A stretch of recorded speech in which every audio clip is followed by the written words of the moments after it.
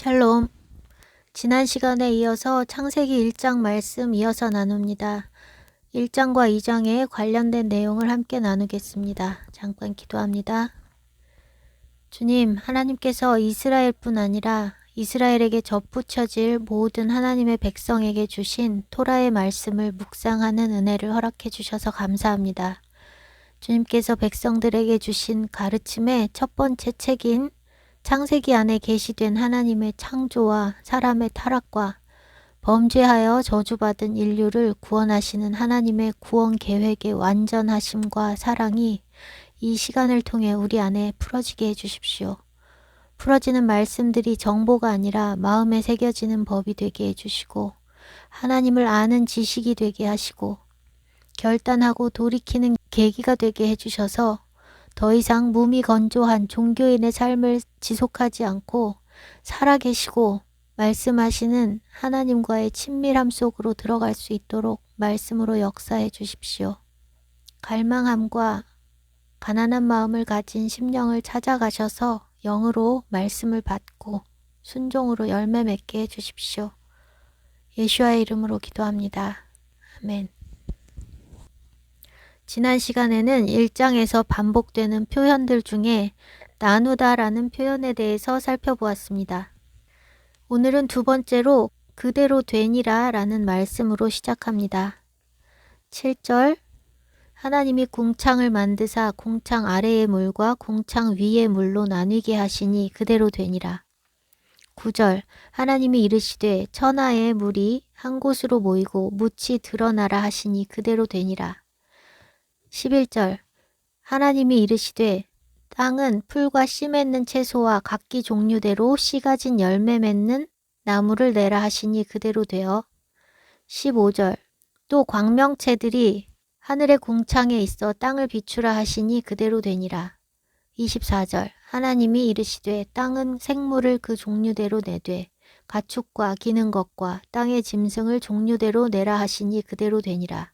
30절 또 땅의 모든 짐승과 하늘의 모든 새와 생명이 있어 땅에 기는 모든 것에게는 내가 모든 푸른 풀을 먹을거리로 주노라 하시니 그대로 되니라. 하나님께서 말씀으로 창조하시고 그대로 되었다고 하는 것은 히브리어로 vayehi hen이라고 합니다. And it was so. 그리고 그랬다라는 뜻입니다. 아주 심플한 표현이지만 반복적으로 말씀하는 것은 중요하기 때문에 강조하시는 것입니다. 말씀으로 명하신 대로 창조가 이루어졌다고 늘 들어왔으니 별 감동이 없을 수 있습니다. 그러나 이 말씀을 실제로 믿는다면 삶이 달라집니다.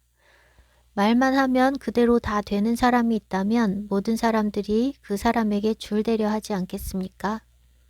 세상에 속한 사람들은 자기에게 이익이 될 것 같은 사람이 보이면 매우 신속하게 접근해서 친한 척을 합니다. 유익이 있으면 접근하고 아니다 싶으면 떠나는 게 사람들의 속성입니다. 그렇다면 말씀만으로 모든 것이 다 가능하신 전능하신 하나님께 우르르 몰려야 정상인데 그렇지 않은 이유가 뭘까요? 하나님은 의로우시고 사람들은 불의하기 때문입니다. 사단은 예수님을 광야에서 시험했던 것과 같이 그 권세를 이용해서 사람들로 하여금 땅의 것, 육신의 것에 포커스하게 하고 부와 인기 등 사람들이 좋아할 만한 것들을 주며 자기에게 경배하게 하는 반면 하나님은 모든 것이 가능하시지만 결코 능력을 남발하시지 않습니다. 하나님은 누가 친한 척하고 아부한다고 들어주시는 하나님이 아니라 말씀대로 순종하며 의롭게 살아야 축복하시고 그분의 능력으로 기적과 은혜를 베푸십니다. 그래서 세상에 속한 사람들은 하나님과 가까이 하지 못합니다. 교회에 다니지만 여전히 세상을 사랑하고 땅의 것에 집착하는 사람들은 하나님께 복받는 길을 알지도 못하고 알아도 하지 않습니다. 죄를 사랑하기 때문입니다. 말씀만으로 모든 것을 다 행하실 수 있는 하나님과 가까이 하는 것은 가장 큰 축복입니다. 사단도 권세를 받고 자기 뜻대로 다 행할 수 있는 것처럼 속이고 있지만 하나님께서 허락하지 않으시면 아무것도 할 수 없습니다. 곧 사단의 권세가 끝날 것인데 사단이 주던 것들에 혹해서 세상을 쫓아가던 사람들은 사단과 함께 망할 것입니다. 말씀하시면 다 그대로 되는 하나님 편에 서시길 축복합니다. 하나님께서 창조하시며 명령하실 때 생명체에게 명령하신 것이 아니라 장차 생명을 주실 생명체를 만드실 재료에게 명령하셨습니다. 살아있는 모든 것뿐 아니라 하늘과 땅과 바다가 다 주님께 복종합니다. 듣는 귀와 보는 눈이 없는 땅이 하나님의 명령에 반응하여 말씀하신 대로 생명체를 내고 있습니다. 땅에게 내라 하시니 냅니다. 11절의 내라와 24절의 내라는 한국어 번역만 같을 뿐 원어는 다릅니다. 11절은 식물을 싹트게 하라는 의미이고 24절은 뭔가를 안에서 밖으로 나오게 한다는 뜻으로 여기서는 만들어내라는 뜻입니다. 놀랍지 않습니까? 흙에게 명령하셨더니 흙이 만들어냈습니다. 30절에서 푸른 풀을 하늘의 새와 땅의 생명들에게 양식으로 주었다고 말씀하십니다. 말씀하신 대로 생명 있는 모든 것이 그 말씀을 듣고 푸른 풀을 양식으로 먹습니다.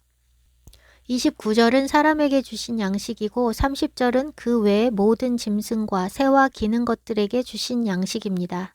사람과 짐승에게 다른 양식을 정해주셨습니다.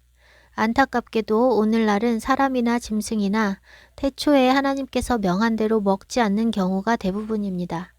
이때 사람은 채식, 동물은 초식으로 살아있는 모든 동물이 다 식물만 먹었습니다. 사람에게는 채식을 허락하셔서 씨 맺는 모든 채소와 열매 맺는 모든 나무를 주셨고 동물들에게는 그 외의 풀들을 주셨는데 사람에게 주신 양식은 경작이 필요한 것이고 동물에게 허락하신 것은 경작이 필요 없는 풀입니다. 노아 홍수 이전에 태초에는 모든 생명체가 초식이었으니 약육 강식의 생태계가 아니라 매우 평화로운 공존의 시대였습니다. 이사야 11장에 묘사된 천년왕국은 아담의 범죄 이전 에덴의 모습과 같은 평화로운 모습입니다.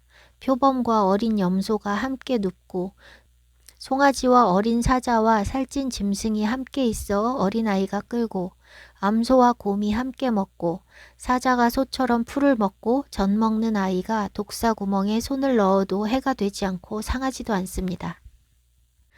홍수 후 하나님께서는 노아와 그 아들들을 축복하시는데 아담에게 말씀하셨듯 생육하고 번성하여 땅에 충만하라고 말씀하십니다. 그리고 땅의 모든 짐승과 공중의 모든 새와 땅에 기는 모든 것과 바다의 모든 물고기가 너희를 두려워하리라 말씀하시며 모든 산 동물을 채소처럼 양식으로 허락하시되 핏째 먹는 것은 금하십니다. 처음엔 사람과 동물이 다 식물을 음식으로 삼았는데 왜 이런 명령을 하셨을까요? 하나님께서 채소를 양식으로 주셨지만 사람들이 이미 동물을 먹고 있었고 그것도 핏째 먹고 있었던 것입니다. 그러니 동물을 먹는 것을 허용하시되 핏째 먹는 것만은 금하신 것입니다. 하나님은 이혼을 미워하시지만 사람들의 죄성 때문에 모세를 통해 이혼을 허용하셨던 것과 같습니다. 후에 이스라엘 백성에게 주신 율법에는 부정한 짐승을 제한하셨는데 오늘날 그대로 행하는 사람은 유대인들 외에는 거의 없습니다. 우리가 하나님을 사랑하고 경외한다면 하나님의 율법을 어떻게든 적게 지키고 쉬운 길을 가려 하는 것이 아니라 하나님께서 태초에 명하셨던 최선의 것으로 지키고자 하는 마음이 있어야 합니다. 자원하는 순종이 하나님을 사랑하고 경외하는 마음에서 나오는 순종입니다. 노아 이전과 같이 씨 맺는 채소와 씨 가진 열매 맺는 나무를 양식으로 삼는 것이 인간에게 가장 좋기 때문에 그것을 명하신 것입니다. 그러나 채식이 아니라면 최소한 율법에 기록된 것은 지켜야 합니다. 어떤 사람들은 율법을 구약의 유대인들에게 주신 것이니 신약의 은혜 아래 있는 사람에게 해당하지 않는다 말하고 어떤 사람들은 무엇이든 잘 먹어야 건강에 좋다고 말하고 돼지고기에 영양이 많다는 등 하나님의 말씀과 다른 세상의 관점으로 말합니다. 세상이 뭐라 말하든 아무리 많은 사람이 다른 것을 말하든 하나님께서 말씀하시는 것만이 진리인데 교회가 말씀을 폐한 지 오래이기 때문에 세상이 뿌리는 온갖 정보들보다 하나님 말씀을 더 하찮은 것으로 여기고 있는 것을 봅니다. 하나님의 명령은 하나님께서 말씀하셨기 때문에 순종해야 하는 것이지 우리가 100% 이해하고 수긍이 되어야만 순종하는 것이 아닙니다. 우리가 이유를 알지 못할 때에도 하나님께서 말씀하셨으니 순종한다는 마음가짐이 필요합니다. 그런데 이런 자세가 오늘날 기독교인들에게 결여되어 있습니다. 자신이 좋아하는 것을 율법의 명령 때문에 포기할 만큼 하나님을 사랑하지 않습니다. 세상은 돼지고기에도 영양이 있고 해산물에도 영양이 있다고 말합니다. 영양은 있을 수 있으나 하나님께서 부정하다고 하시면 부정한 것입니다. 단순히 무엇을 먹고 안 먹고의 차원이 아니라 하나님의 말씀에 대한 권위를 이야기하는 것입니다. 하나님 말씀 중에 하나를 자기 마음대로 패한다면 그 하나뿐 아니라 모든 말씀을 자기 마음대로 취사 선택하게 됩니다. 선택적인 순종은 순종이 아닙니다. 자신이 순종할 만한 것만 취사 선택하는 것은 근본적으로 말씀에 대한 순종이 아니며 자신의 육을 죽이지 않고 육신으로 할 만한 것만 하는 인본적인 행위입니다. 하나님 말씀에 100% 동의하고 말씀의 권위를 인정하는 것은 하나님의 권위를 인정하는 것입니다. 다른 것에는 다 동의하는데 이것 하나는 동의하지 못한다거나 이것만은 안 된다 하는 것이 있다면 그것은 하나님의 권위를 100% 인정하지 않는 것이며 1%의 불순종은 100%의 불순종과 다르지 않습니다. 하나님은 우리가 버릴 만한 것만 받으실 분이 아니라 우리에게 가장 소중한 것, 우리의 전부를 받으셔야 하는 분입니다. 아모스 3장 3절 두 사람이 뜻이 같지 않은데 어찌 동행하겠으며 하나님께 동의하지 않는데 어떻게 하나님과 동행할 수 있을까요? 하나님의 권위를 100% 인정하고 주권을 드리지 않고는 하나님과 동행한다는 것은 어불성설입니다. 하나님은 우리의 마음과 생각을 다 아시기 때문에 우리가 하나님을 따르는 척하며 딴 생각을 품고 있는 것을 모르시지 않습니다.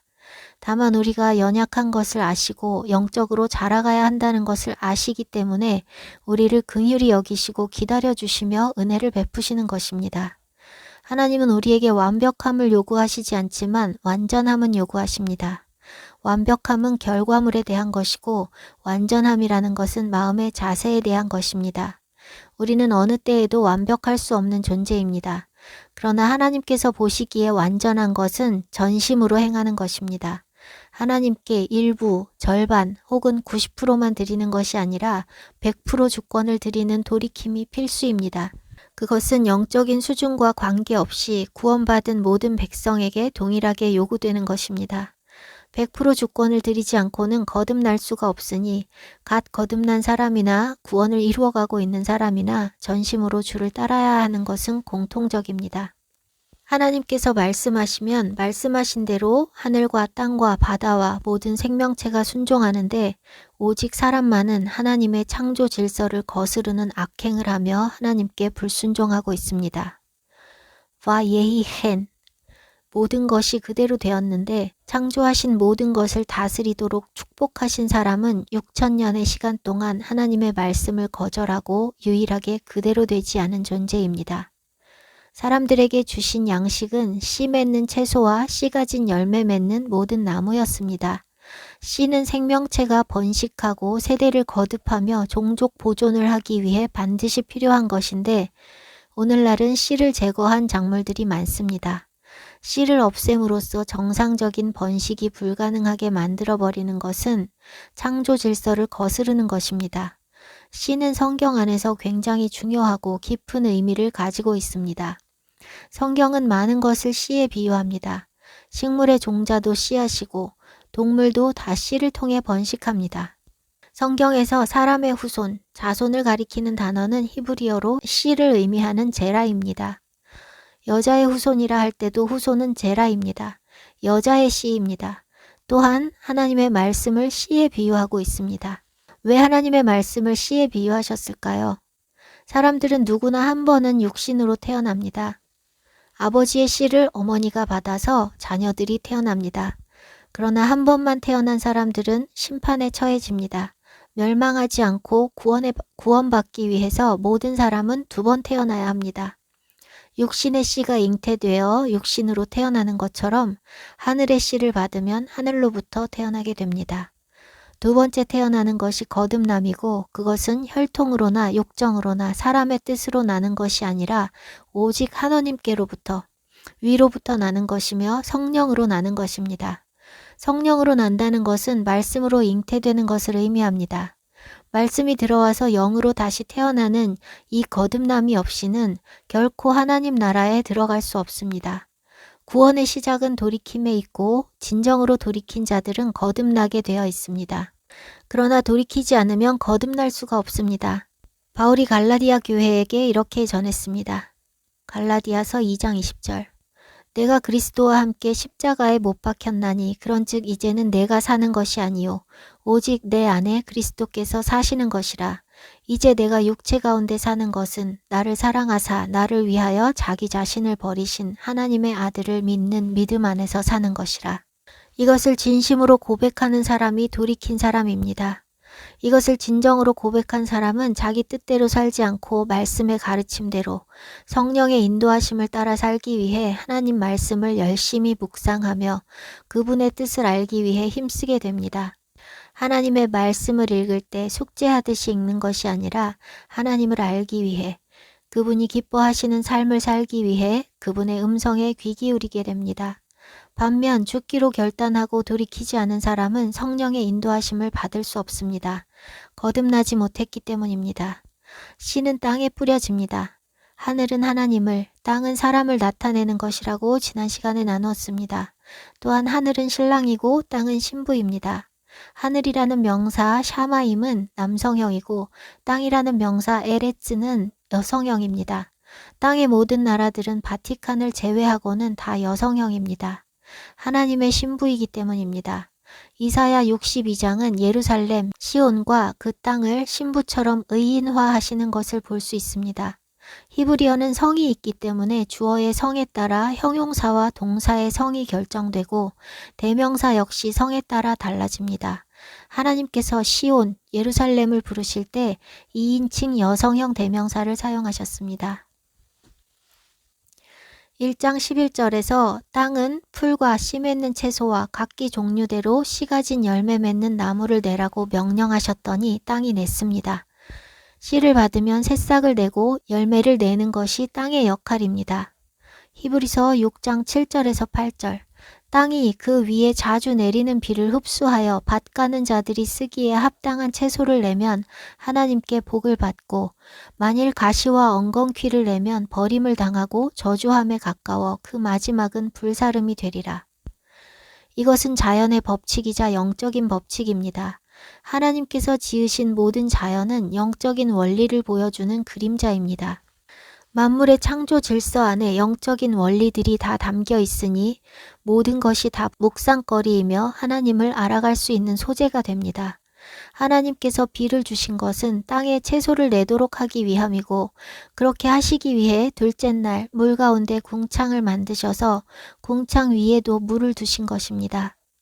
땅에 뿌려진 씨앗이 채소를 내는 것이 자연의 법칙인 것과 같이 하나님의 말씀이라는 씨앗을 받는 우리가 땅으로서 말씀의 열매, 성령의 열매를 맺는 것이 영적인 법칙입니다. 그런데 밭 가는 자들이 쓰기에 합당한 채소를 내지 않는 땅은 불살라진다고 말씀하십니다. 씨앗을 뿌렸는데 그 씨앗의 열매는 맺지 않고 가시와 엉겅퀴를 내는 땅이 있다는 것이며, 그것은 하나님께서 말씀이라는 씨앗을 주셨지만 안타깝게도 말씀의 열매를 맺는 것이 아니라 불에 탈 육신의 열매인 가시와 엉겅퀴를 내는 사람들이 많이 있다는 것을 경고하시는 것입니다. 예수님 믿는다고 고백하고 교회 다닌다고 다 말씀의 열매를 맺고 있는 것이 아니라는 것입니다. 그들의 끝은 불사름입니다. 가시와 엉겅퀴는 아담의 범죄로 땅이 저주를 받아 시작되었습니다. 타락한 육신의 욕구대로 사는 것이 바로 가시와 엉겅퀴를 내는 것입니다. 육신대로 사는 삶의 열매는 받으실 만한 열매가 못 되고, 즉 히브리서에서 말씀하신 밭 가는 자들이 쓰기에 합당한 채소가 되지 못하고 불살라질 것들 뿐입니다.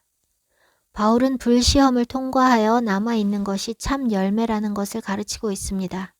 고린도전서 3장 13절에서 15절. 각 사람의 공적이 나타날 터인데 그날이 공적을 밝히리니 이는 불로 나타내고 그 불이 각 사람의 공적이 어떠한 것을 시험할 것임이라. 만일 누구든지 그 위에 세운 공적이 그대로 있으면 상을 받고 누구든지 그 공적이 불타면 해를 받으리니 그러나 자신은 구원을 받되 불 가운데서 받은 것 같으리라. 사람들은 많이 헌금하고 봉사하는 것이 신앙 좋은 것처럼 여기지만 시험이 오면 그 신앙이 진짜인지 가짜인지 드러나게 됩니다. 이미 백신을 통해 90% 이상이 가짜라는 것이 드러났습니다. 그렇다고 백신 미접종자가 다 진짜냐 하면 그것도 아닙니다. 사실상 준비된 사람은 거의 없어 보입니다. 시험이 오면 그 사람의 믿음의 실체가 드러납니다. 땅이 씨를 받으면 소출을 내는 것처럼 땅인 우리는 무엇인가를 내게 되어 있습니다. 말씀의 열매가 아니라 가시와 엉겅퀴를 내는 것은 땅이 하나님의 말씀을 받지 않고 사단의 씨앗을 받고 있기 때문입니다. 태초에 아담이 선악과를 먹지 말라는 하나님의 말씀을 버리고 먹으라는 뱀의 말을 받아들인 것처럼 오늘날 사람들도 하나님의 말씀을 버리고 사단의 말을 들으며 가시와 엉겅퀴만 내고 있습니다. 주님께서 원수가 와서 가라지를 뿌린다고 말씀하셨습니다. 원수 마귀는 태초부터 가라지를 뿌려왔습니다. 예수와께서는 알곡까지 뽑을 수 있으니 추수 때까지 가라지를 뽑지 말고 두라고 말씀하십니다. 가라지는 아무리 무성하게 자라도 끝에 가면 어차피 태워집니다. 뽑아낸다 해도 원수가 계속 뿌리고 있기 때문에 다 없앨 수도 없습니다.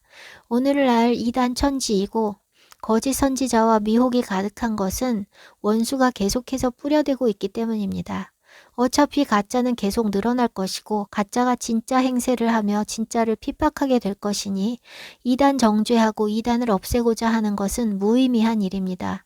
우리가 집중해야 할 것은 우리 외부에 있는 가라지가 아니라 우리 자신 안에 있는 가라지와 누룩을 없애는 것입니다.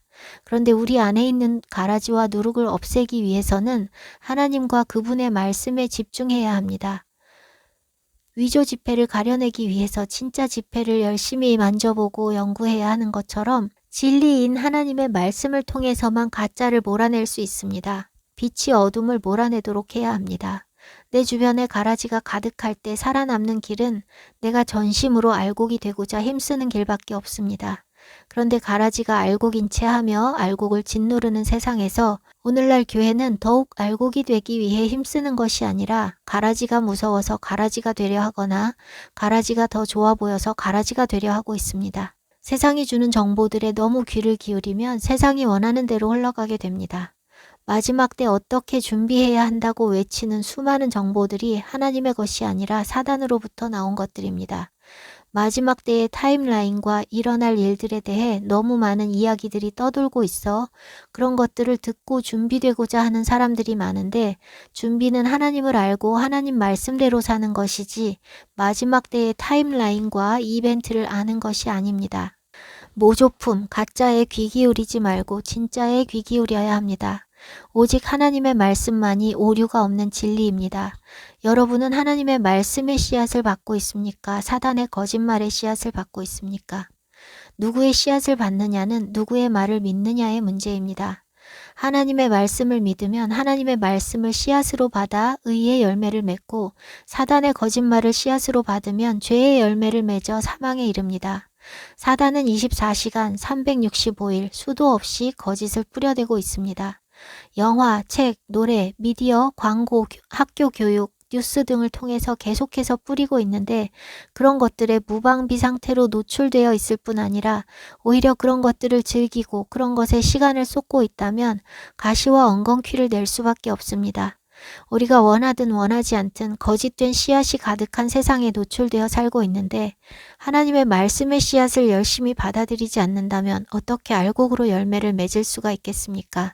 사단이 거짓의 말을 반복적으로 살포함으로써 우리가 그것에 친숙해지고 사실로 받아들이게 하는 전략을 취하고 있으니 우리는 더욱더 하나님의 말씀을 반복적으로 우리 자신과 자녀들과 이웃들에게 선포함으로써 우리의 영혼을 진리로 무장시켜야 합니다.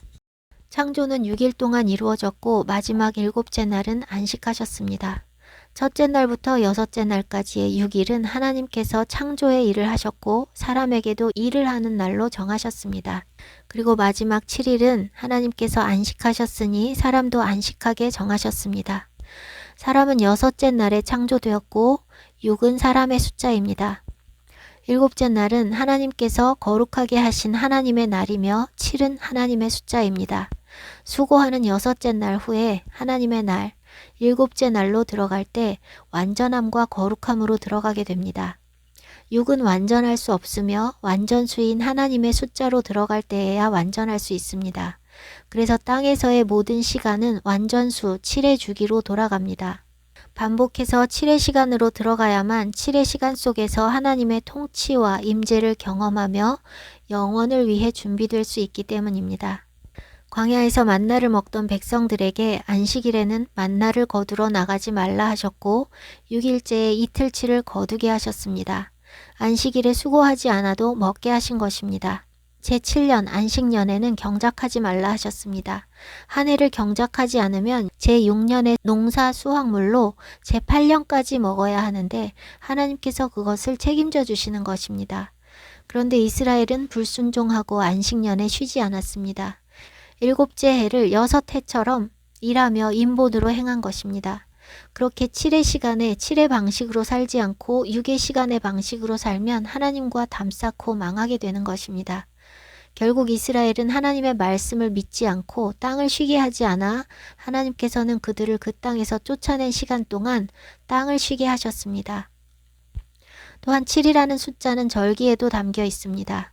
여호와의 절기가 7절기인데 초여름의 오순절을 제외한 6절기는 각각 3개씩 봄과 가을의 한 시즌에 뭉쳐 있습니다. 6월절, 초실절, 무교절은 전체가 한 덩어리로 묶여 있고 나팔절, 속죄일, 초막절은 7째 달에 1일, 10일, 15일에서 22일까지 한 달 안에 다 들어있고 연속성이 있습니다. 무교절과 초막절은 7일 동안 지킵니다. 또한 봄절기와 가을절기는 1년을 딱 반으로 나눠서 첫째 달과 7째 달에 위치하고 있어서 봄절기로부터 6개월 후 7번째 달에 가을절기가 있고 가을절기로부터 6개월 후 7번째 달에 봄절기가 있어서 이 절기들 역시 7의 주기로 돌아가고 있다는 것을 볼 수 있습니다.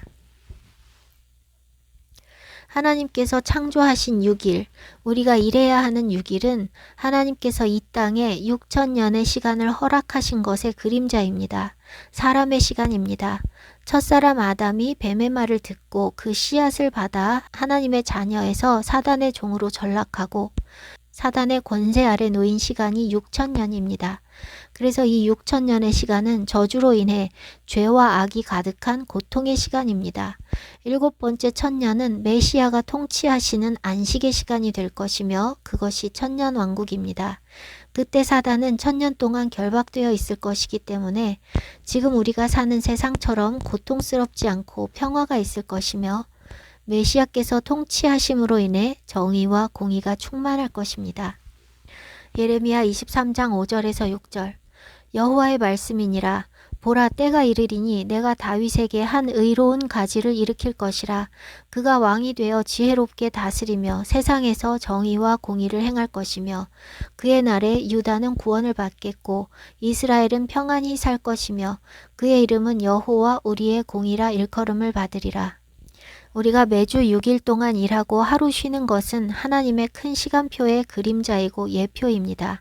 지금 우리는 6째 날, 즉 메시아 통치 전 마지막 천년의 마지막 때를 살고 있습니다.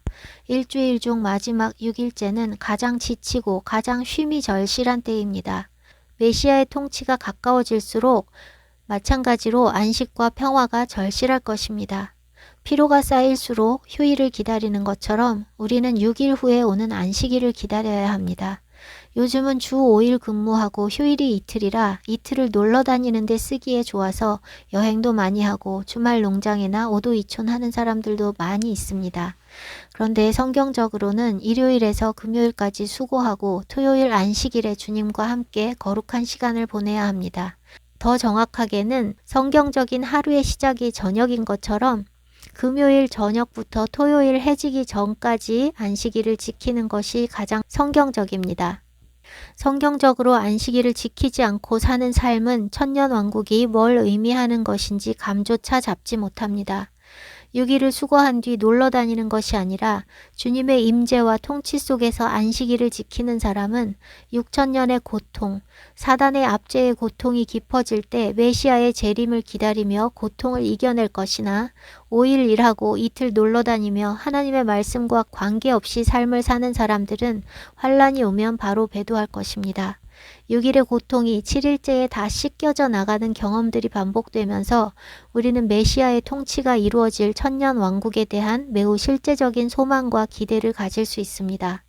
안식일을 우리에게 허락하신 것이 얼마나 큰 축복이고 구원을 이루어가는 데 절대적으로 중요한 요소인지 느껴지십니까?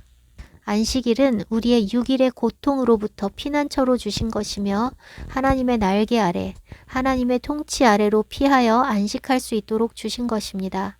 또한 고통스러운 6일과 대조되는 안식일을 경험함으로써 장차 있을 환난도 결국 지나가는 시간일 뿐이며 영원한 안식과 상이 우리에게 있음을 기억할 수 있도록 주신 것입니다.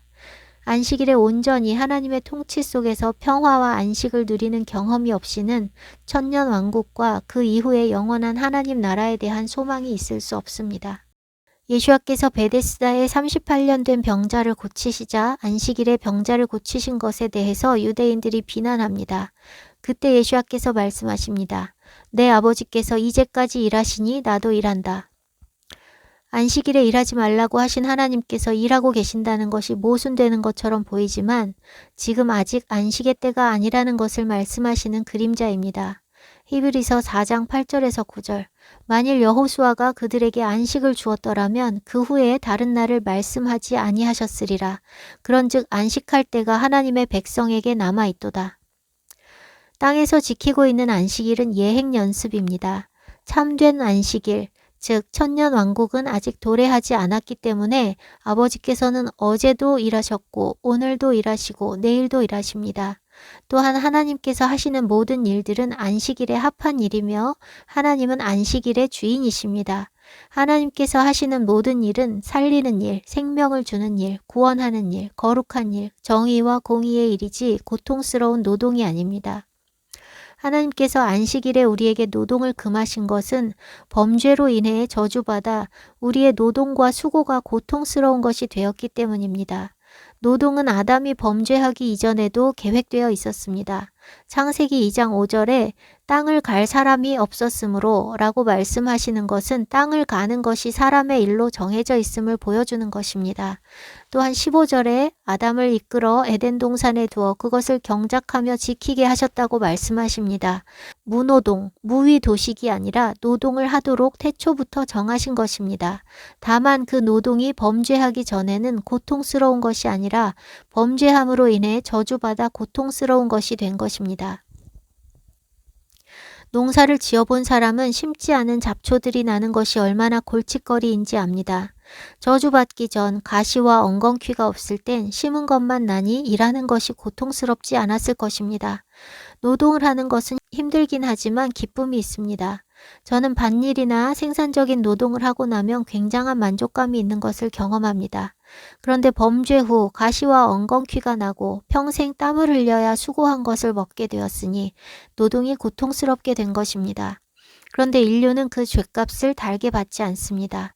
땅에서 수고하는 사람들이 갈수록 줄어들고 산업화되고 이제는 책상에만 앉아서 일하며 돈 버는 일이 가득합니다. 농사를 지어도 성경적으로 짓지 않고 공장 생산과 별반 다르지 않습니다. 모든 저주와 재앙들에도 수확할 수 있도록 온갖 인본적인 방법들이 다 동원된 농사를 짓습니다. 그 결과로 땅은 갈수록 망가지고 있고 그 망가진 땅에서 산물을 내기 위해 인본적인 방법은 점점 더 늘어납니다. 노동을 금하신 것은 노동을 금하는 것 자체가 목적이 아니라 하나님의 통치와 임재 속에서 하나님과 연합하는 것이 목적입니다. 우리가 하나님의 통치 안에 들어가면 모든 저주는 무력해집니다. 제사장들은 안식일에도 일을 했는데 그들의 일은 육신을 위한 노동이 아니라 하나님을 섬기는 일이었기 때문에 제사장들이 일하는 것은 안식일을 범하는 것이 아니었습니다. 하나님의 기름 부음을 받고 하나님의 통치 아래 하는 일은 노동이 아니라 안식의 일부입니다. 고통에서 건지고 죽음에서 건지는 공의를 행하는 것은 참된 안식이며 안식일에 가장 적합한 일입니다. 예수와께서 안식일에 나사렛의 회당에서 한 말씀을 선포하시고 이 글이 오늘 너희 귀에 응하였느니라 말씀하셨습니다. 예수와께서 선포하신 말씀은 이사야 61장의 말씀입니다. 61장 1절에서 2절 주 여호와의 영이 내게 내리셨으니 이는 여호와께서 내게 기름을 부으사 가난한 자에게 아름다운 소식을 전하게 하려 하심이라. 나를 보내사 마음이 상한 자를 고치며 포로된 자에게 자유를, 갇힌 자에게 노임을 선포하며 여호와의 은혜의 해와 우리 하나님의 보복의 날을 선포하여 모든 슬픈 자를 위로하되. 이것이 예수와께서 오신 목적임을 친히 증거하시는 것입니다. 예수와께서는 이 땅에서 고통받고 있는 사람들을 해방하시고 자유케 하시고 안식을 주시기 위해 오셨습니다. 그래서 예수와께서 행하신 일들은 다 이러한 일들입니다.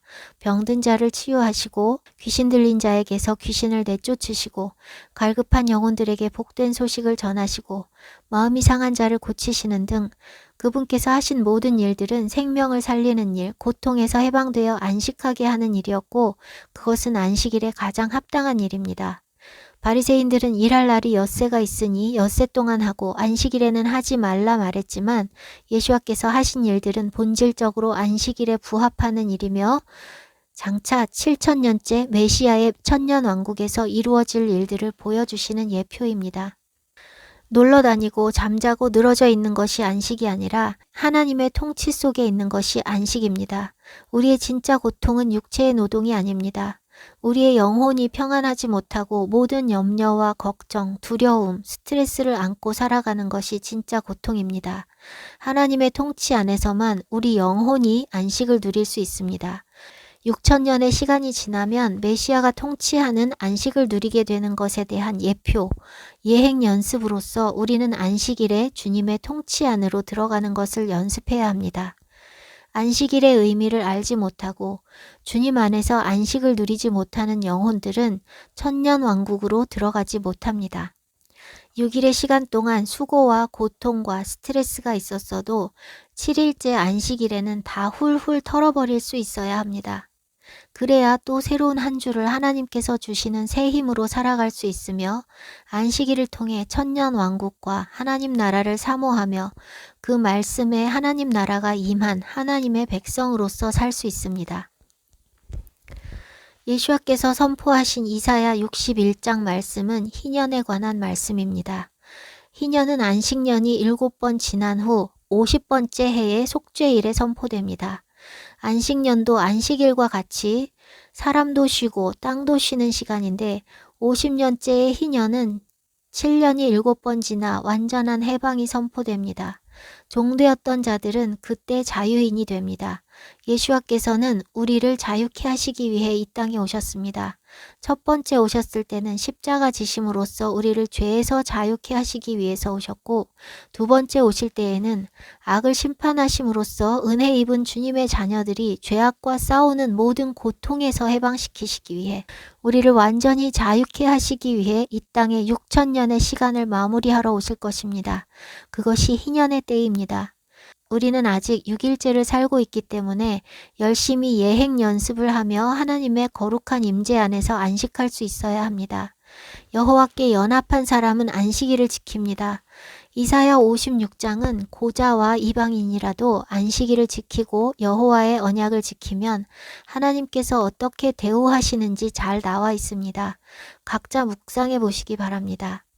아직 사단의 때가 차지 않아 사단이 쉬지 않고 일하고 있는 이때에 하나님께서 안식일 하루라도 모든 일을 내려놓고 쉬신다고 생각을 해보십시오. 하나님께서 우리를 사단의 소나귀에 방치하시고 구원의 일을 잠시라도 멈추신다는 것은 생각하기도 끔찍한 일입니다. 하나님께서는 창조하신 이래로 7천년째 천년왕국으로 들어갈 때까지 구원의 사역을 쉬신 적이 없고 남은 시간도 마찬가지로 쉬지 않으실 것입니다. 그분의 일은 우리를 살리는 구원의 일이기 때문입니다. 7일째로 접어들면 하나님도 쉬실 것이고 우리도 쉴 수 있게 됩니다. 그때는 사단이 1000년 동안 결박당하여 만국을 미혹하지 못하게 되기 때문입니다. 창세기 2장 2절에서 3절 하나님이 그가 하시던 일을 7째 날에 마치시니 그가 하시던 모든 일을 그치고 7째 날에 안식하시니라. 하나님이 그 7째 날을 복되게 하사 거룩하게 하셨으니 이는 하나님이 그 창조하시며 만드시던 모든 일을 마치시고 그날에 안식하셨음이니라. 7째 날을 복되게 하사 거룩하게 하셨다고 말씀하십니다. 거룩하게 하셨다는 것은 구별하셨다는 의미입니다.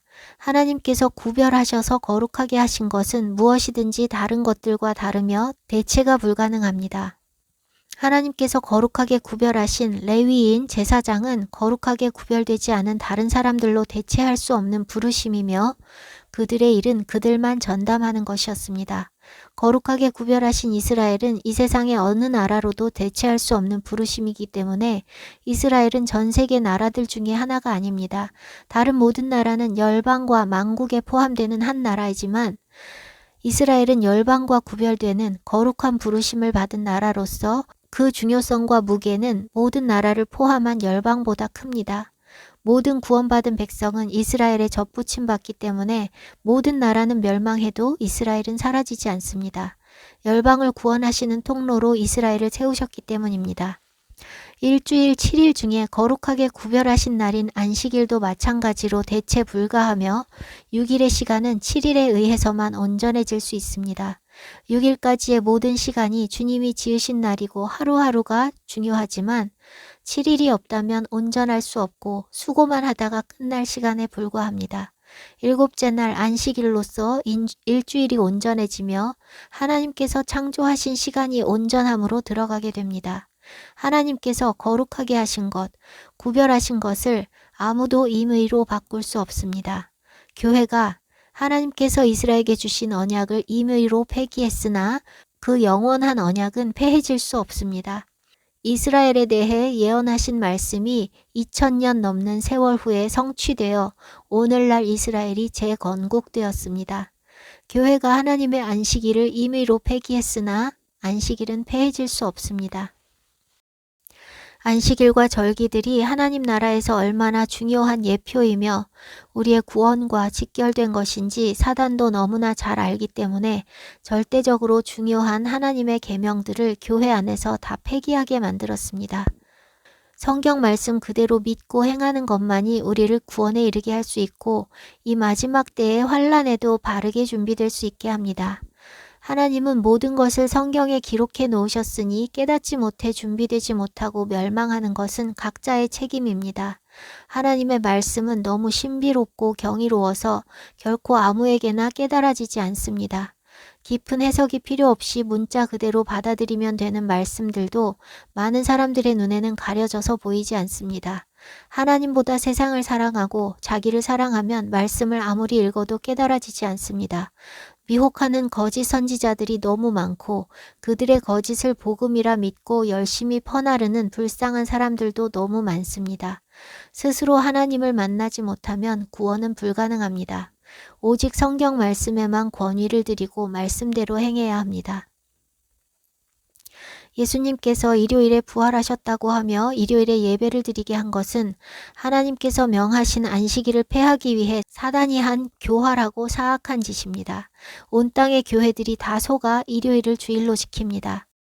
성경에 명명백백하게 기록된 안식일이라는 단어조차 교회에서 사라지고 이단적인 것이 되었습니다. 성경은 안식일과 안식에 대해서, 절기에 대해서는 100번 이상 말씀하셨습니다. 그런데 교회에서는 언급조차 안 하고 있고 단 몇 번 언급된 주의 날을 어거지로 일요일에 갖다 붙여서 성스러운 날로 지키고 있는 것에 대해서 왜 아무도 이상하다고 느끼지 못할까요? 왜 하나님과 예수와께서 명하시지 않은 것을 교회가 지켜야 합니까? 안식일 계명은 후에 추가한 율법의 세부적인 규례들과 달리 10계명에 포함된 지극히 중요한 계명이고 상위법입니다. 예수와께서는 단 한 번도 아버지 하나님의 뜻을 거스르시지 않았고 아버지 말씀을 폐하시지 않았습니다. 모든 것을 아버지 뜻대로 하셨습니다. 아버지께서 보내신 자니 아버지 뜻대로 하신 것입니다.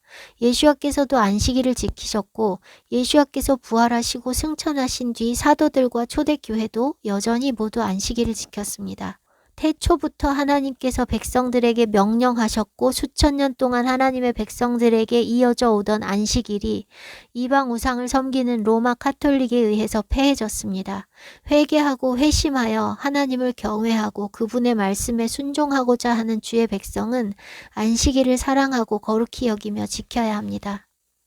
제가 이스라엘에서 귀국한 뒤에 교회 공동체 안에 들어가고자 기도하며 인도하심을 구했던 때가 있습니다. 다시 선교지로 나갈 것을 기다리며 준비하는 1년여의 시간은 혼자 가서 기도할 수 있도록 허락해주는 작은 교회를 찾아서 매일 기도하러 다녔기 때문에 일요일에도 그 교회에서 예배를 드렸었습니다.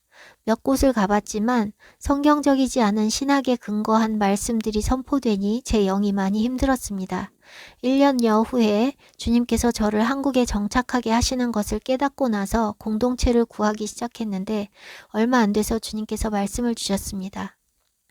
내 계명대로 안식일을 지키는 네가 내 계명을 버리고 일요일을 지키는 목사의 권위 아래로 들어가는 게 맞느냐는 질문을 저에게 던지셨습니다. 그 즉시로 저는 교회를 찾는 것을 중단했을 뿐 아니라 마음으로도 완전히 정리했습니다. 기도처가 필요해서 몇 개의 작은 교회들을 다녀봤고 성경적인 교회를 찾을 수 없었고 사실 이스라엘에 있는 동안에도 교회가 다 주님과 관계없는 집단이라는 것을 알고 있었는데도 공동체가 필요하다는 생각에 기도하며 찾고 있으니 주님께서 말씀을 주신 것입니다. 주님은 언제나 옳으십니다. 공동체를 위한 공동체가 아니라 하나님의 뜻에 합한 참된 공동체여야 의미가 있는데 그런 곳이 없는데도 공동체를 찾고 있다는 것이 얼마나 어리석었는지 정신이 번쩍 들었습니다. 후에 코로나가 터지고 백신 문제로 적잖은 사람들이 교회를 나왔지만 목회자를 의지하지 않고 홀로 서보지 않은 사람들이 교회 없이 믿음을 지켜나갈 용기가 없기 때문에 계속해서 다른 교회를 찾고자 하는 것을 보았습니다. 저는 그들에게 참된 교회가 아닌 그저 교회를 가기 위한 목적의 교회를 찾는 것은 주님 뜻이 아니니 주님께서 참된 교회를 붙여주실 때까지 주님과 1대1로 만나는 훈련에 집중하고 가정에서 재단을 쌓으라고 권면했습니다. 어떤 사람들은 백신 접종이나 WCC 문제를 통해 교회를 떠났지만 그런 것은 다 교회가 성경에 뿌리 내린 것이 아니라 거짓된 카톨릭 신학에 뿌리 내린 것의 열매일 뿐이니 교회에서 나오는 것 자체만으로는 근본적인 해결이 될 수 없습니다. 그동안 배워왔던 거짓된 것들을 다 제거하고 말씀 위에서 새롭게 기초를 쌓아야 합니다. 우리 안에 쌓여온 거짓된 지식들은 한순간에 다 사라질 수 없습니다. 말씀으로서만 제거될 수 있습니다.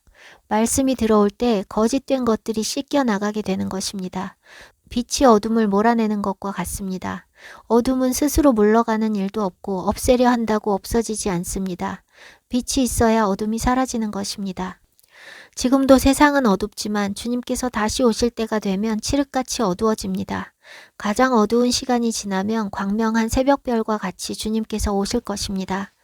그 암흑의 때에 우리를 살게 할 수 있는 것은 오직 말씀뿐입니다.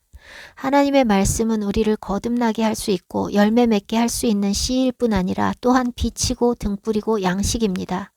우리가 걸어갈 길을 비춰줄 빛이고 넘어지지 않게 발을 비춰줄 등불이며 우리를 살게 하는 양식입니다. 출애굽 전 9번째 재앙이 흑암이었는데 전혀 보이지 않아 더듬을 만한 흑암이었습니다. 빛과 어둠이 공존하는 것은 흑암이 아닙니다. 흑암이라는 것은 빛이 전혀 없는 것입니다. 마지막 때의 흑암은 말씀의 빛이 사라지는 것을 의미합니다. 이미 진리가 선포되지 않고 미혹만 가득한 것을 보아서도 흑암이 매우 가까워졌다는 것을 알 수 있지만 극소수라도 어딘가에서 혹은 온라인으로 선포되던 진리의 말씀들도 때가 되면 다 사라질 것입니다. 진리는 선포될 수 없게 다 차단될 것이고 진리를 가진 사람들은 다 죽임을 당하게 될 것이기 때문입니다. 박해가 시작되면 공개적인 선포는 불가능할 것이기 때문에 사람들 마음속에만 말씀의 빛이 있을 것입니다. 성경을 소유하지도 못할 것입니다. 그러니 하나님과 개인적으로 교제하는 관계가 되지 않고 그 흑암의 때에 무엇을 어찌해야 할지 누군가 알려주기를 기대해선 안 됩니다. 진리가 완전히 차단될 때 유튜브에서 전해지는 것들은 결코 진리일 수 없으며 그것은 지금도 마찬가지입니다. 유튜브 설교에 의존하며 예배를 드리고 있다면 하나님과 독대하는 것이 급선무입니다. 본질적으로 하나님과 소통하지 못하는 것 자체가 하나님 나라와는 관계없는 삶이기 때문에 누가 뭘 어떻게 하라고 가르쳐 준다 해도 그것은 도움이 되지 않습니다. 양식을 준비하는 사람들이 많이 있습니다. 구원은 육신의 양식으로 얻는 게 아니라 영의 양식인 말씀으로 얻는 것입니다. 땅에서 살아남기 위해 양식을 준비한들 하나님의 음성도 못 듣고 하나님 말씀도 모르는 사람이 구원 혹은 휴가 되기를 기다리며 생존하려 애쓰는 것 자체가 매우 어리석은 생각입니다. 구원은 그런 육신의 준비로 가능한 것이 아닙니다. 마지막 때의 어둠, 흑암은 말씀의 기근입니다. 육신이 생존하기 위해 육신의 양식을 준비할 것이 아니라 말씀의 기근의 때에 살아남을 수 있기 위해 말씀을 마음속에 비축해 두는 것이 사는 길입니다. 말씀 없이는 아무도 견뎌낼 수 없는 시간이 옵니다. 오직 말씀을 붙잡아야 그 시간을 통과할 수 있습니다. 통과한다는 것은 생존하는 것을 말하는 게 아니라 시험 속에서 믿음을 저버리지 않고 죽기까지 주를 따르는 것을 말합니다. 말씀을 마음속에 저장하십시오. 그것이 살 길입니다. 성경책이 제 손에 없을 때에도 살 수 있기 위해서 저는 몇 년 전부터 암송을 시작했습니다. 하나님께서 말씀을 우리 삶에 절대적으로 필요한 것에 비유하신 것은 말씀 없이 산다는 것이 불가능하다는 것을 가르치시는 것입니다. 육신으로는 살 수 있으나 그 끝은 멸망입니다. 하루 이틀, 열흘, 한 달 말씀을 안 먹고도 살 수 있다면 분명 거듭나지 못한 육신의 사람입니다. 말씀이 빛이고 양식이라는 것을 실제로 영혼 담아 고백할 만큼 말씀을 사랑하는 것이 아니라 숙제하듯이 괴로워하고 지루해하며 읽는 것은 거듭나지 못한 증거입니다. 주님의 말씀은 실제로 우리의 영을 살리고 힘을 주는 양식입니다. 육신이 배고픈 것은 견디지 못해 한 끼도 굶지 않으면서 말씀은 하루에 한 구절도 꼭꼭 씹어 먹지 않고 한 번 눈으로 스캔만 하는 것은 말씀을 먹는 것이 아닙니다. 말씀을 먹는 것은 설교를 듣는 것이 아니라 하나님 말씀을 스스로 묵상하는 것입니다. 설교 듣는 것이 말씀 묵상하는 것을 대체할 수 없습니다. 26절에 하나님께서 사람을 만드실 때 우리의 형상을 따라 우리의 모양대로 우리가 사람을 만들고 그들로 바다의 물고기와 하늘의 새와 가축과 온 땅과 땅에 기는 모든 것을 다스리게 하자 말씀하셨습니다. 우리의 형상이라고 말씀하시니 하나님이 단수가 아니라 복수라는 것을 알 수 있습니다. 하나님을 뜻하는 엘로힘이라는 단어는 고유 명사가 아니라 일반 명사의 복수형입니다. 우리가 믿는 여호와 하나님을 뜻하기도 하지만 신들, 강한 자들, 통치자들을 의미하는 일반 명사입니다. 엘로하의 복수형입니다. 우리가 믿는 여호와 하나님이 한 분이시라면 복수형으로 사용되지 않고 단수형이어야 합니다. 그런데 하나님께서 우리라고 칭하신 것처럼 하나님은 둘 이상의 하나님이시라는 것을 알 수 있습니다. 우리가 만들자고 말씀하셨기 때문에 만든다는 동사는 1인칭 복수형으로 사용되었습니다. 26절에 우리의 형상, 우리의 모양대로 만들자고 말씀하셨는데 하나님은 육신이 아니라 영이십니다. 하나님은 눈에 보이는 물질의 형상이 없습니다. 그래서 십계명에도 새긴 우상을 만들지 말고 하늘에 있는 것이나 땅에 있는 것이나 땅 아래 물속에 있는 것에 어떤 형상도 만들지 말라 하셨습니다. 아무도 하나님을 본 적이 없으니 하나님의 형상을 만들 수도 없는 것이고 무엇이든 형상을 만들면 음란하게 우상으로 섬길 것이기 때문입니다. 따라서 하나님 형상과 하나님 모양대로 만드셨다는 것은 외모가 아니라 하나님의 속성을 닮은 존재로 만드신 것입니다. 사람을 보면 하나님을 알 수 있도록 하나님을 닮은 존재로 지으신 것이 사람입니다. 자식을 보면 그 부모를 알 수 있듯이 우리를 보면 하나님을 알 수 있도록 지으신 것입니다. 사람에게 눈과 귀와 입이 있는 것은 하나님께서 보시고 들으시고 말씀하시는 하나님이시기 때문입니다. 사람에게 기쁨과 슬픔 등의 감정이 있는 것은 하나님께 감정이 있기 때문입니다. 사람 외의 모든 피조물에도 하나님의 속성이 담겨 있습니다. 사람에게 다스리라 명하신 동물들도 감정이 있어 개와 고양이를 보면 사람처럼 느껴질 때가 많은데 사람은 특별하게 하나님의 형상으로 사람을 지으셨다고 말씀하고 계십니다. 시편은 사람들을 신으로 칭하고 있습니다. 시편 82편 1절 하나님은 신들의 모임 가운데에 서시며 하나님은 그들 가운데에서 재판하시느니라. 6절 내가 말하기를 너희는 신들이며 다 지존자의 아들들이라 하였으나 27절에 하나님의 형상대로 남자와 여자를 창조하셨다고 말씀하십니다. 하나님께서 남성만 있으시다면 사람도 남자만 있었을 것입니다. 그러나 하나님께서 만드신 모든 동물들도 암수가 있고 하나님 형상대로 만드신 사람도 남자와 여자가 있습니다. 하나님도 남성과 여성이 있음을 암시하는 부분입니다. 앞서 나눴던 것처럼 수면 위에 운행하시던 하나님의 영은 여성형입니다. 이 장에서 남자로부터 여자를 창조하셨다는 것은 하나님으로부터 하나님의 영, 성령께서 나오셨다는 것을 암시하며 아담의 돕는 짝으로 하와를 지으셨다는 것 역시 성령께서 하나님 아버지를 돕는 짝이심을 나타내는 것입니다. 예수와께서는 아버지께서 내 이름으로 보내실 성령이 보혜사라고 말씀하시는데 보혜사는 파라클레토스로 돕는 자를 말합니다. 돕는 배필이라고 번역된 히브리어는 에제르케네게도인데 앞에 에제르는 도움, 구조를 말하고 케네게도에서 네게드는 부사나 전치사로 사용되어 무엇무엇의 앞에, 눈에 보이게, 반대편에 등을 의미합니다. 파라클레토스에서 파라는 옆에, 가까이에 등을 뜻하는 전치사이고 클레토스는 부름받거나 소환되거나 도움을 요청받는 것을 의미합니다. 원래의 뜻은 누군가의 편에 부름받고 누군가에게 도움을 요청받아 초청된 존재를 말하며 그래서 변호사, 중보자, 돕는 자, 조력자, 구조자 등을 의미합니다. 창세기 2장 20절에 아담이 모든 가축과 공중의 새와 들의 모든 짐승에게 이름을 주었는데 아담이 돕는 배필이 없다고 말씀하셨습니다. 원문을 직역하면 그의 편에서 돕는 자를 찾지 못했다는 것입니다. 즉 아담의 짝이 될 만한 존재가 다른 피조물 중에는 없었던 것입니다. 모든 동물들은 흙에게 내라고 명령하실 때 종류대로 만드셨고 암수를 만드셔서 모든 동물에게는 짝이 있었는데 아담만은 혼자였고 짝이 없었습니다. 첫사람은 아담과 하와 두 사람이 아니라 아담 한 사람이었고 아담 한 사람으로부터 하와가 나오고 그 두 사람으로부터 모든 인류가 시작되어 모든 인류가 한 가족입니다. 첫사람 아담의 가족 안에 근원과 순서가 담겨 있습니다. 성령님과 예수와께서도 한 분 하나님 아버지로부터 나오셨으며 근원이 아버지 하나님이신 것을 암시하며 성령님과 아들 예수와께서는 창조된 피조물이 아니라 하나님으로부터 나오신 하나님의 가족입니다. 삼위일체라는 교리는 성경적이지도 않고 설명도 불가능한 이교도적인 교리입니다. 제가 얼마 전 베트남에 갔을 때 박물관에서 힌두교 트리니티 신상을 보았습니다. 브라흐마, 비슈누, 시바 세 신의 트리니티 상이 각각의 몸을 가지고 있는 것도 있었고 한 몸뚱이에 머리 3개로 되어 있는 것도 있었습니다. 교회에서 말하는 삼위일체라는 것은 한 몸뚱이에 머리 3개 있는 괴물과 다르지 않습니다. 하나님은 몸이 없으시고 영적인 존재인데 몸이 하나라는 일체라는 표현 자체가 논리적으로 맞지 않고 한 분인데 인격이 셋이라면 머리가 3개인 것과 뭐가 다를까요? 변신 로봇도 아니고 아버지가 아들도 되었다가 성령도 되었다가 한다는 주장도 말이 되지 않습니다.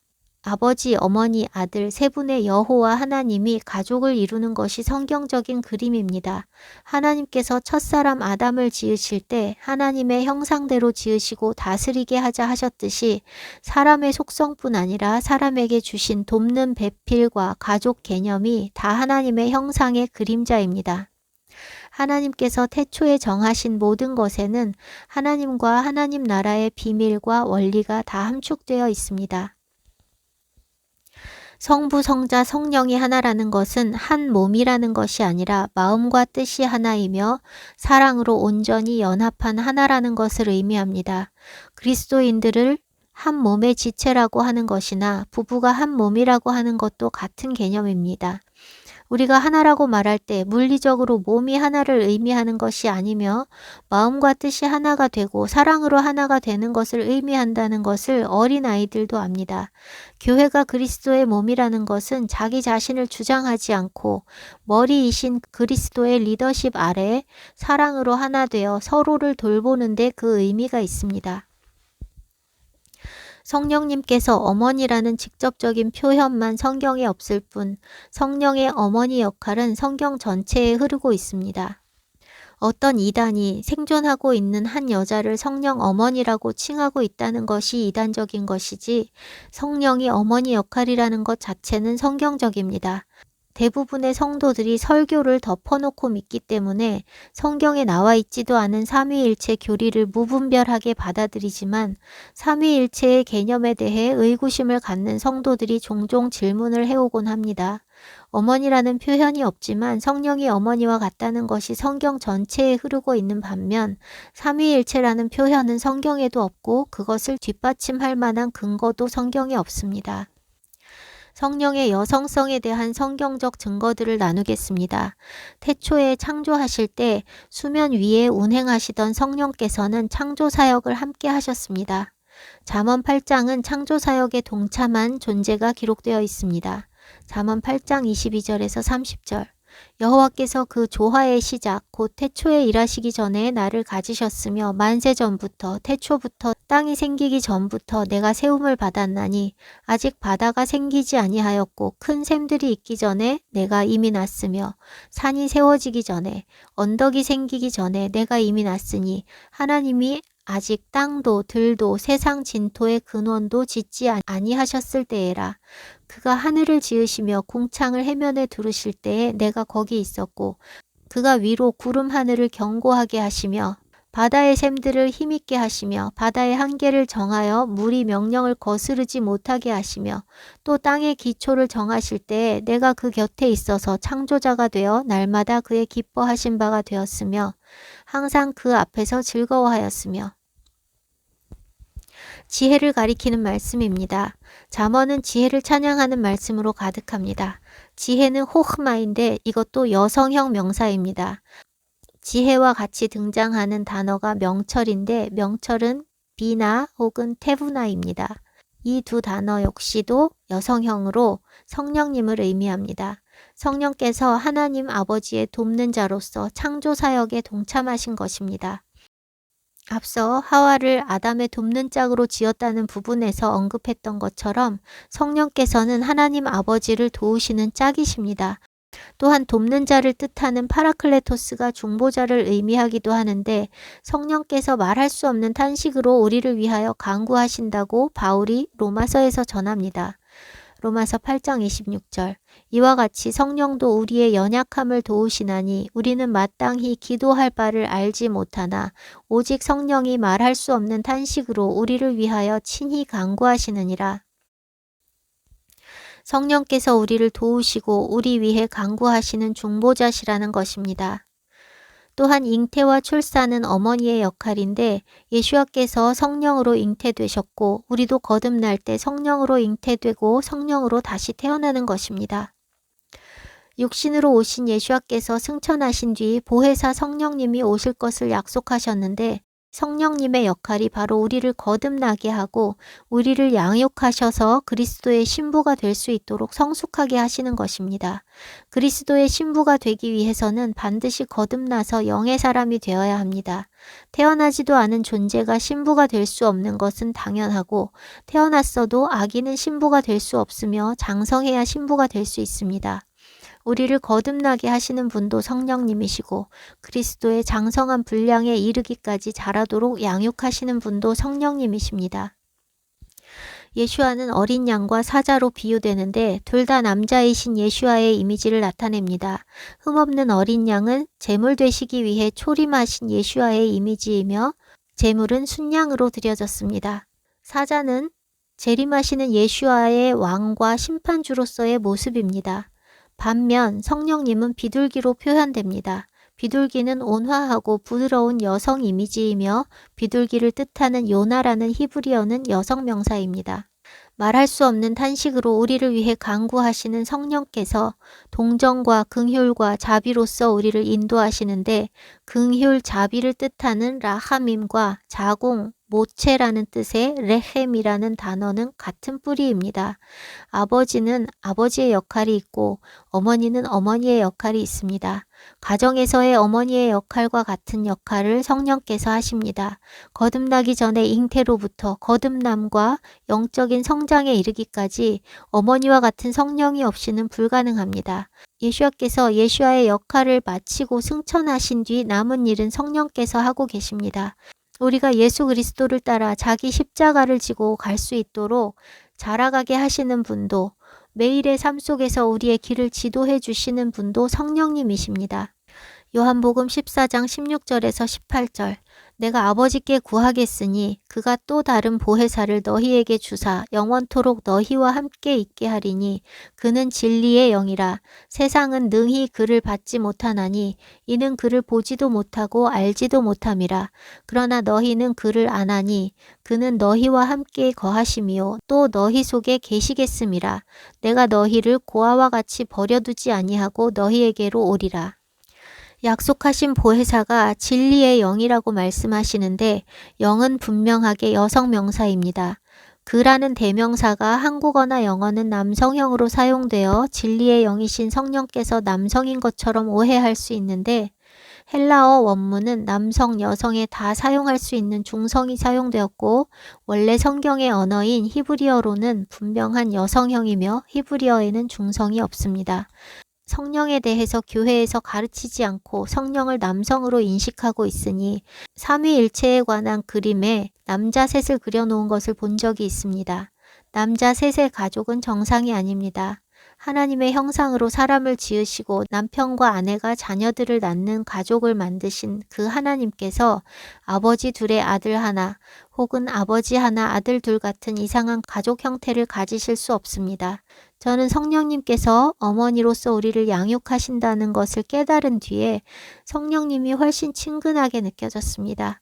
육신의 엄마도 그 존재가 대체 불가하니 영적으로도 엄마가 계시다는 것이 정말 든든하고 위로가 되었습니다. 우리가 믿음으로 이 땅의 삶을 끝내면 우리는 양자되고 그리스도의 신부가 되어 하나님의 가족으로 영원히 살게 됩니다. 우리를 거듭나게 하시고 자라가게 하시기 위해서 오신 성령님을 의지해서 거듭나고 하나님을 아는 지식에서 자라가시기를 축복합니다.